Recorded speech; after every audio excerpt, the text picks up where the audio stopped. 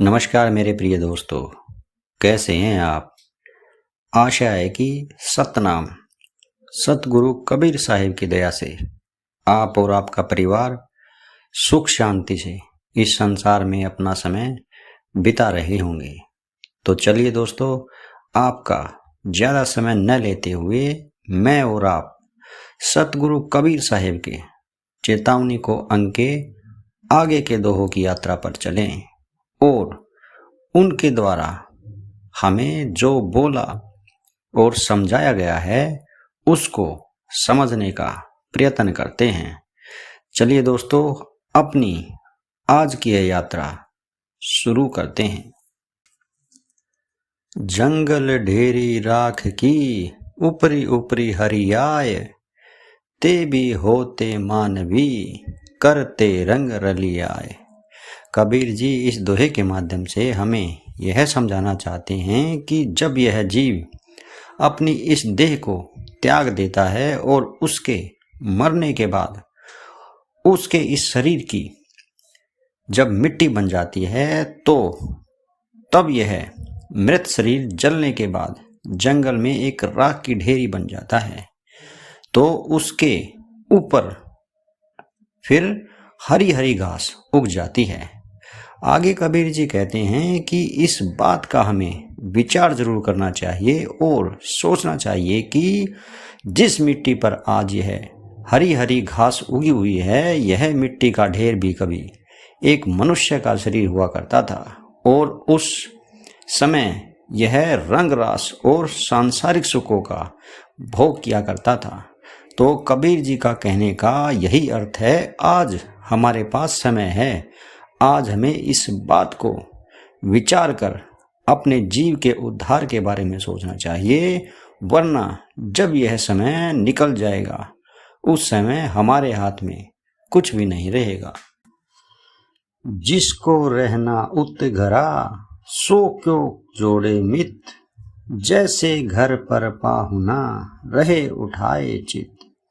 कबीर जी इस दोहे के माध्यम से हमें यही समझाना चाहते हैं कि जिस जीव को अपने जीव के कल्याण की चिंता है कि उसे इस संसार में बस अपने सांसारिक कार्य करते हुए केवल और केवल अपनी मुक्ति का रास्ता खोजना है, वही इस संसार से कभी भी अपना मोह नहीं लगाता है। यानी जिसको अपनी जन्म मरण से मुक्ति करनी है और उस परमात्मा को पाना है, वह भला क्यों यहाँ सांसारिक जनों से अपनी मित्रता जोड़ेगा। आगे कबीर जी कहते हैं कि वह तो संसार में उसी तरह रहेगा जैसे पराये घर का अतिथि जो दूसरे घर ठहर कर भी अपने चित्त को वहां से उठाए रखता है, अर्थात वह कभी भी उस घर में अपना मोह लगा के नहीं रखता। राम नाम जाना नहीं पाला सकल कुटुंब, धंधा माही में पची मरा बार बही नहीं बुम।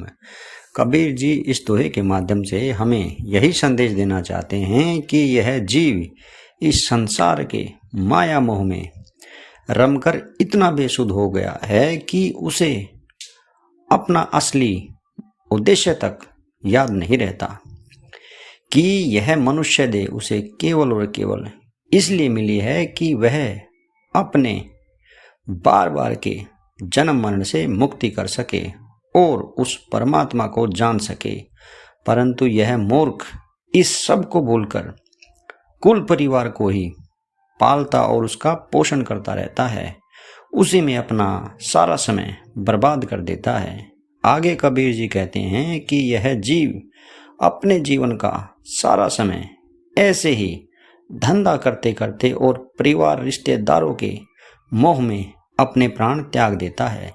ऐसा करने से इसे न तो सद्गति की प्राप्ति होती है और न ही सांसारिक कार्य करने से यह यश और कीर्ति का भागीदार बन पाता है।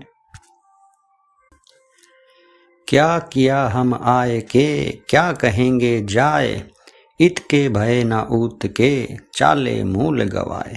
कबीर जी इस दोहे के माध्यम से हमें यह संदेश देना चाहते हैं कि इस संसार में आकर के हमने क्या किया, यानी उस सतगुरु परम दयालु परमात्मा कबीर साहिब की कृपा दृष्टि से हमें यह मनुष्य देह मिला, ताकि हम अपना इस 84 लाख योनियों से, जिसमें हम जन्म जन्मांतर से भटक रहे हैं और भयंकर पीड़ा भुगत रहे हैं, उससे अपनी मुक्ति करा सकें। परंतु हम इस संसार में आकर इस संसार की माया मोह में ही फंसकर रह जाते हैं। तो अब हम सतगुरु के सामने किस मुख से जाएं और क्या कहेंगे कि हमने जो वादा किया था कि मैं मनुष्य जीवन में तेरा ही भजन करूंगा, परंतु किया कुछ भी नहीं। आगे कबीर साहिब कहते हैं कि जो इस जीव में इस संसार के मोह माया में पड़कर और अपने झूठे सुख के कारण इतना धन इकट्ठा किया, वो तो यहीं रह गया, तो अंत समय में यह हमारे साथ कभी भी नहीं चलता और सारा का सारा धन यहीं रह जाता है। तो हम ना तो यहाँ के रहे और ना ही सतगुरु की भक्ति की, तो आगे जाने का हमारा मोह रहा नहीं।